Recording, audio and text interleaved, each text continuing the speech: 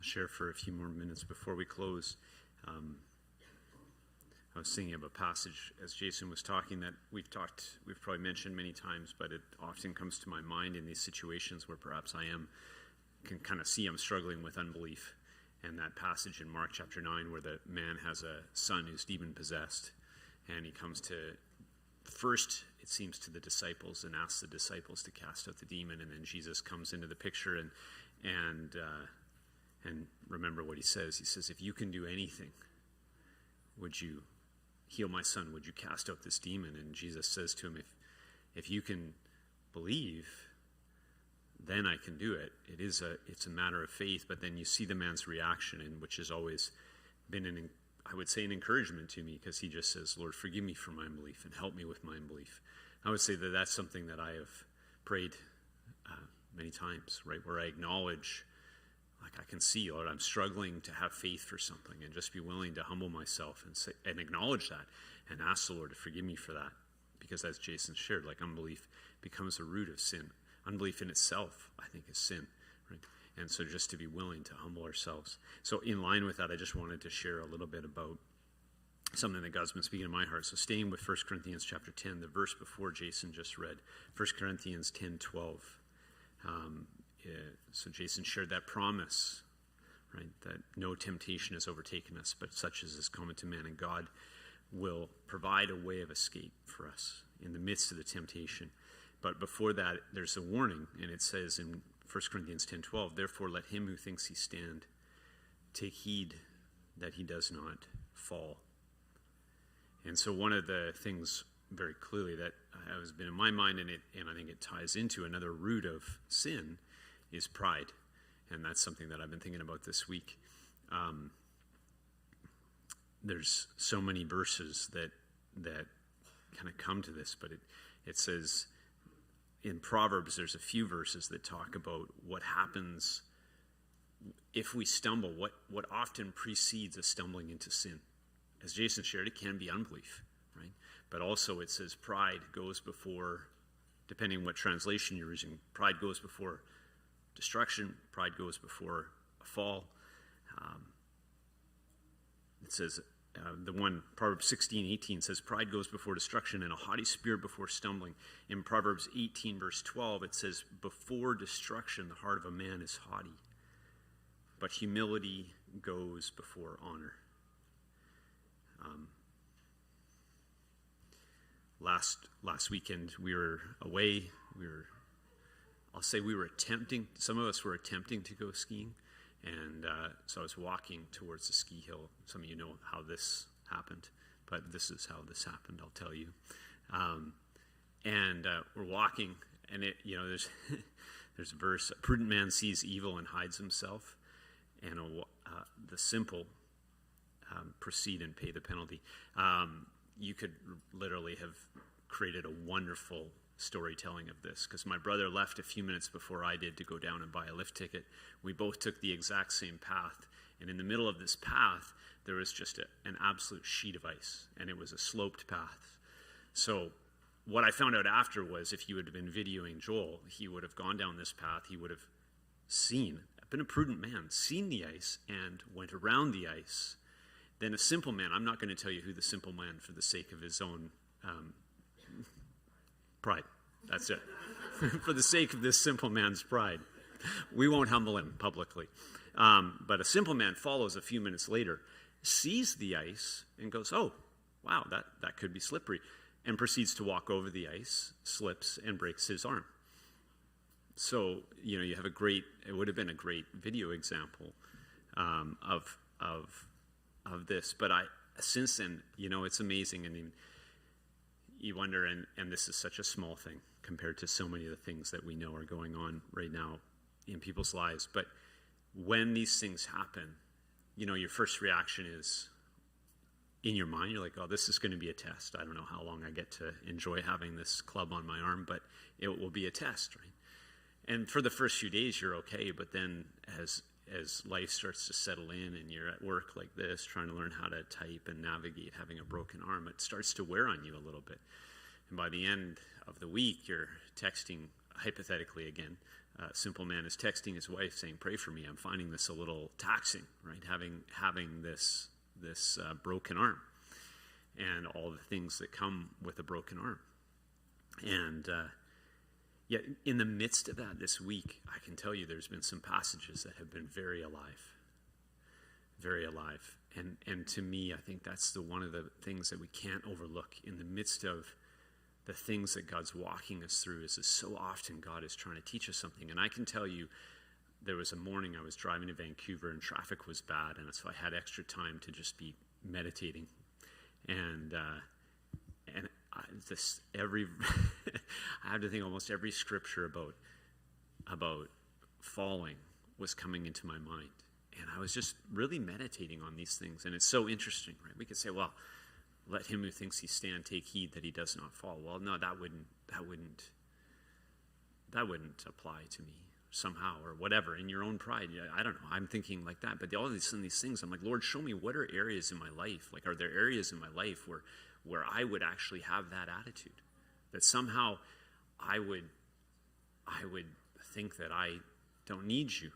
So I wanted to look at Proverbs chapter 3, because I can tell you this is such a familiar passage. We so often quote Proverbs 3, 5, and 6. And yet this passage I've read this almost every day this week.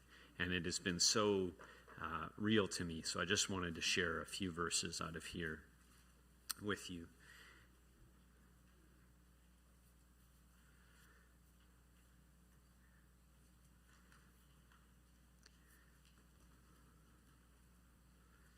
There's a passage in 1 Peter, and it's often, there's a few, but 1 Peter chapter 5, where Peter quotes this passage. He says that he's giving an exhortation. Don't turn there. Stay in Proverbs 3. I'll just read you this. You younger men, likewise, be subject to your elders, and all of you clothe yourselves with humility toward one another. For God is opposed to the proud, but he gives grace to the humble. Therefore, humble yourselves under the mighty hand of God, that he may exalt you at the proper time. So pride is such an incredibly serious thing, because God, if we're proud, it's not that God's not going to help us. He's actually opposed to us. And yet, if we're humble, he says that he gives grace to the humble. And God, even this week, has been showing me areas in my life where he's wanting to deal with pride. And it's a scary thing to think that I could be in a place where, like in areas where God's opposed to me, if I'm being proud in an area.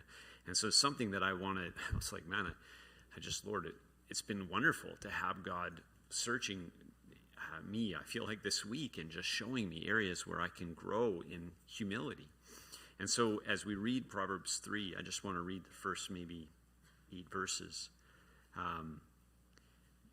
My son, do not forget my teaching, but let your heart keep my commandments. For length of days and years of life and peace they will add to you. Do not let kindness and truth leave you. Bind them around your neck and write them on the tablet of your heart, so you'll find favor and good repute in the sight of God and man. And as I've read this, every time that I read this week, I've been asking myself, how much do I value God's word? Like, we would say, yes, we value it. All of us would say that. But when you read the way that,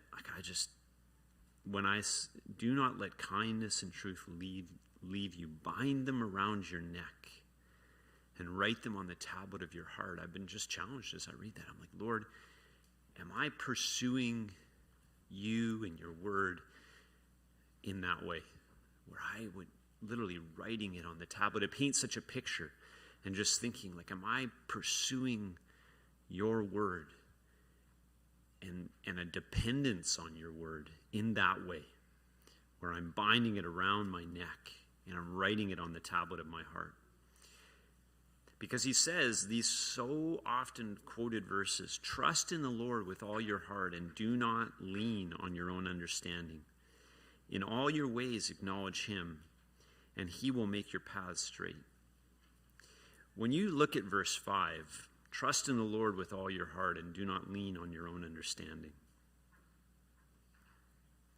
To me, I see in a lot of ways a definition of pride and a definition of humility. Humility is the first line, right? Where we would trust in the Lord with all of our heart, right? A dependence on the Lord. When you look at Philippians chapter 2, if you're looking for sort of what does spiritual humility look like? Jesus Christ is our example, greatest example we have of what humility looks like. And if you look at Philippians chapter 2, what you see there is, it says that he didn't regard equality with God as something that he would hold on to be grasped. I just see that picture of something that he was going to hold on. He emptied himself, it says, and became just like us. He came in the form of a human being, just like we are. And then it says that he humbled himself, becoming obedient even to the point of death on a cross.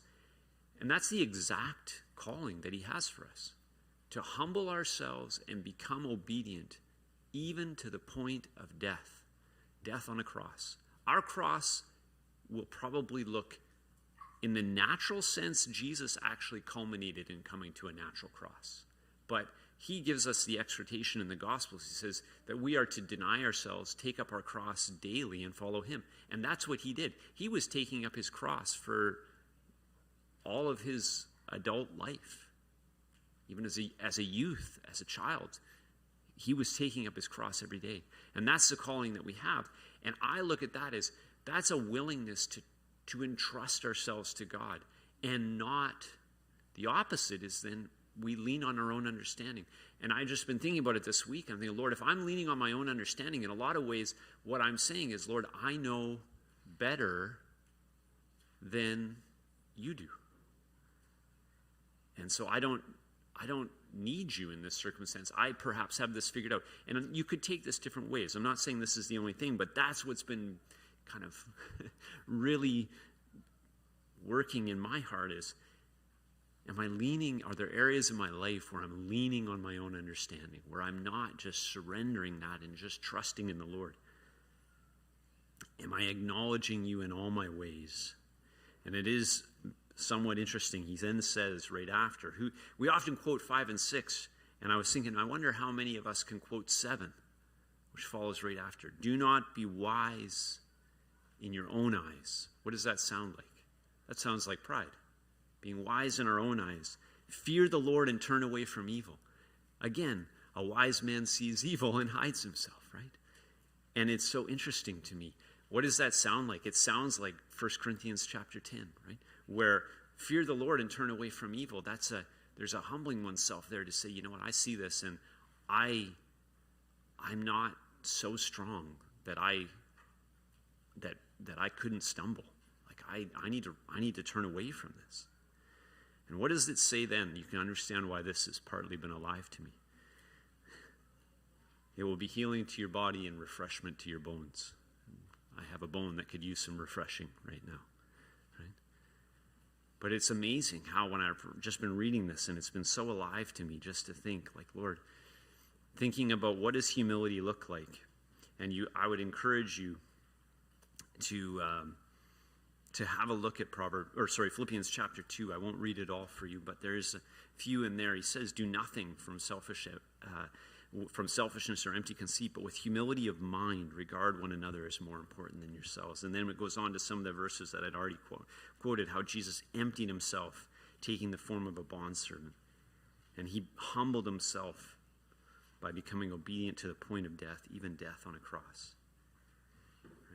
And then it says that because of that, God highly exalted him. And that's what it does say. He says those who when Jesus gave that parable about attending a wedding feast and how someone came in and they wanted to take the seat of honor, right? You have the two options, taking the seat of honor or taking the lowest seat. He says those who exalt themselves will be humbled, but those who humble themselves will be exalted. Right? That's why coming back to that 1 Peter chapter 5, where he says that, there too he says, Humble yourselves under the mighty hand of God, that he may exalt you at the proper time. What does it look like to humble ourselves under the mighty hand of God? What does it look like to clothe yourself with humility? To have this mind of humility? How do we lay hold of humility? We don't have a lot of time left. So I'm putting those out as questions, but I'm going to give you a few thoughts to ponder on. But I encourage you to meditate on this. Right? One of the ways that humility comes is in recognizing and acknowledging that we're a sinner. Like just to see how far, it says in Romans, Paul says to them, he says, for all have sinned and fallen short of the glory of God. For so many of my years, that really didn't apply to me till I came to be gripped by the fact of like, wow, no, that like just how far I've fallen short of the glory of God. And when we see that, and we see as we walk through our lives, we're willing to acknowledge like I'm falling short. There's a humility that comes with that, in the sense of recognizing, wow, I need Jesus, and just to see who we are apart from Jesus Christ. But there is this, then the second aspect is a willingness to humble ourselves, to deny ourselves, and to take up our cross. Like that is an aspect, that's a critical aspect. That's where it says, humble yourselves. This isn't something, there is an element, I do believe, where the Spirit can work humility in us. I firmly do believe that. But I believe strongly there is an element of us being willing to humble ourselves. And that's the part where we would be willing to say, Lord, I'm not going to trust in my own understanding, but I'm going to lean on you and the wisdom of your word, and what I like, be willing to take up our cross. This is when there's this battling between surrendering and not. There is an element of that for sure, I believe, that is pride. A willingness to just say, Lord, it's not about, like, I'm willing to surrender. I'm willing to surrender everything and let go of my reputation, let go of even just my own needing to be in control. I'm willing to let go of control and just let you lead in my life. And how that happens too, I was thinking of Romans chapter 12, verse 1 and 2, where Paul is exhorting them to present their bodies as a living sacrifice. And he says, don't be conformed to the pattern of this world. Because the pattern of this world is pride. The pattern of this world is what? Just, you got this. You can do this. Believe in yourself. That's a secret to success. Believe in yourself. That's what the world would say. It says, don't be conformed to this world, because so much of that is ultimately rooted in pride. But he says, but be transformed by how? The renewing of your mind. This is where we need to be. Comes back to the beginning of Proverbs 3. Binding the word of God around our neck and writing it on the tablet of our heart. Like, Lord, what does your word say? Not just what does this world say? What do you say? How should I handle this situation? How do I proceed in this, Lord? I need your wisdom, Lord, because if I go this alone, I'm just going to stumble and fall, and the end result is not going to be good. I want humility, Lord. Because ultimately, that's what that's why Jesus Christ could stand up and say, come to me, all who are weary and heavy laden, and I'll give you rest. Take my yoke upon me, and my yoke upon you, and learn from me, for I am gentle and humble of heart. Like, what drew these people? We were reading with the kids last night in Mark chapter 2 when he called Matthew. He calls this tax collector.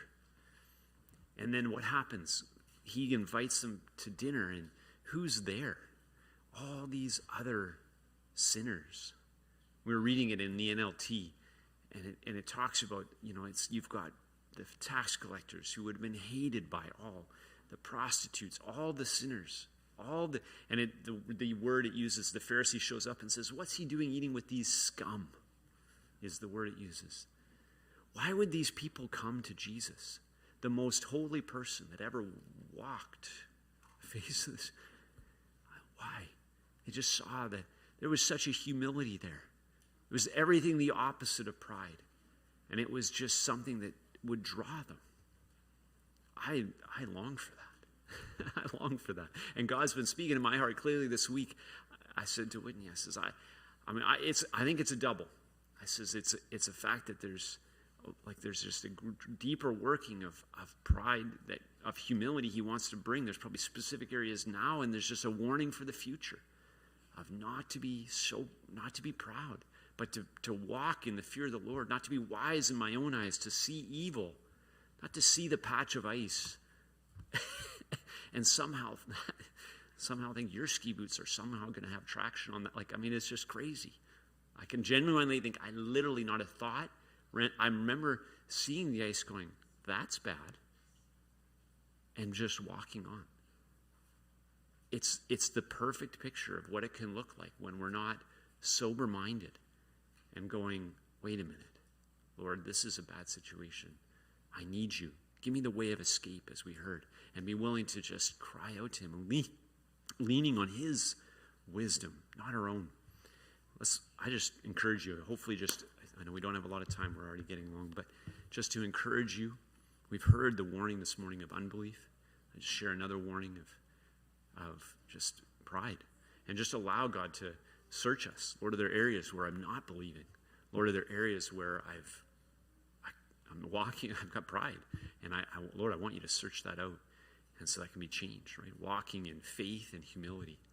It's a place that I think each of us would say, yeah, I want to be in that place. So I encourage you with that this morning.